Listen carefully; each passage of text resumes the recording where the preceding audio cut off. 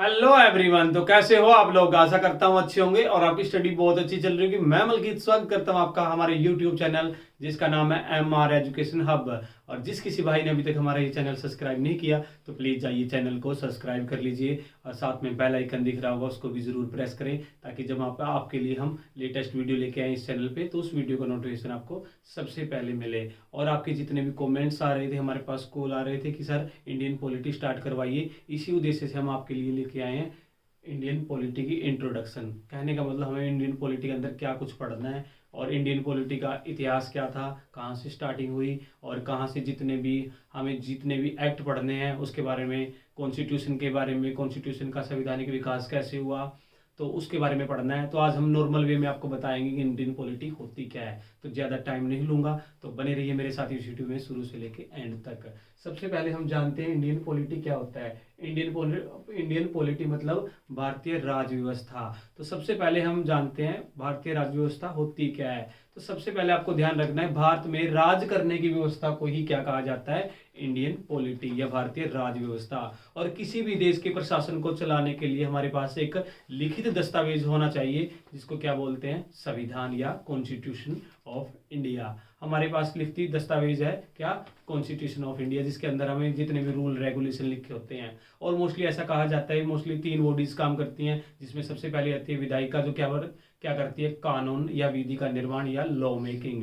उसके बाद आती है हमारे पास कार्यपालिका जो कानून क्या करती है, अप्लाई करने का काम करती है। और जो नेक्स्ट वाली होती है न्यायपालिका जो निरंतर बना के रखती है कानून पे, जो रूल रेगुलेशंस पे।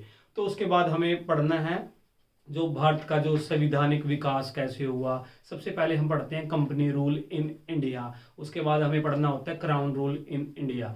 तो सबसे पहले ऐसा कहा जाता है, जो इसका मोस्टली इतिहास है, जब अकबर शासन कर रहा था, जो मुगल बादशाह हुआ करता था, उसके कहने का मतलब वो तो खुद तो अनपढ़ था लेकिन जो प्रशासन चलाते थे, कहने का मतलब जो कार्य रूल रेगुलेशन बनाते थे उसके ही नौरत्न हुआ करते थे।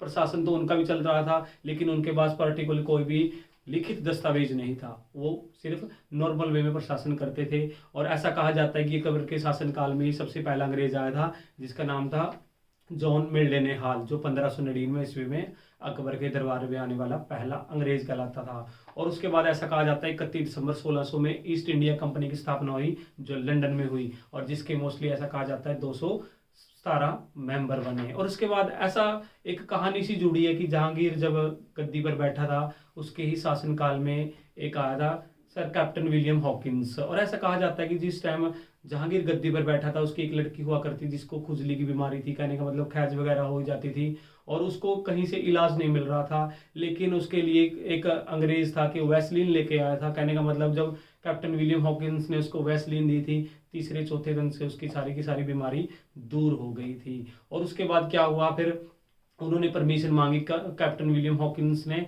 कि जब, क्योंकि जहांगीर की जो बेटी थी वो ठीक हो गई थी, जहांगीर ने उनसे कहा कि आप क्या मांगना चाहते हो, क्योंकि उनके लिए तो बेटी ही सब कुछ थी। इसलिए उन्होंने क्या मांगी, परमिशन मांगी थी, किससे, जहांगीर से। इसी उद्देश्य से उन्होंने 1613 ईस्वी में सबसे पहली फैक्ट्री लगाई सूरत के अंदर। तो ये था सारा का सारा इतिहास। तो इसमें आज की वीडियो में हम इंट्रोडक्शन तक ही रखेंगे क्या क्या पढ़ना है। तो कल की वीडियो में हम बिल्कुल डीपली पढ़ेंगे और शुरुआत करेंगे कंपनी रूल इन इंडिया। तो आज की वीडियो में इतना ही, कल वीडियो जरूर देखें, बिल्कुल डीपली करवाएंगे। तो आज की वीडियो में इतना ही, कल मिलते हैं पहली वीडियो के साथ, तब तक के लिए थैंक यू।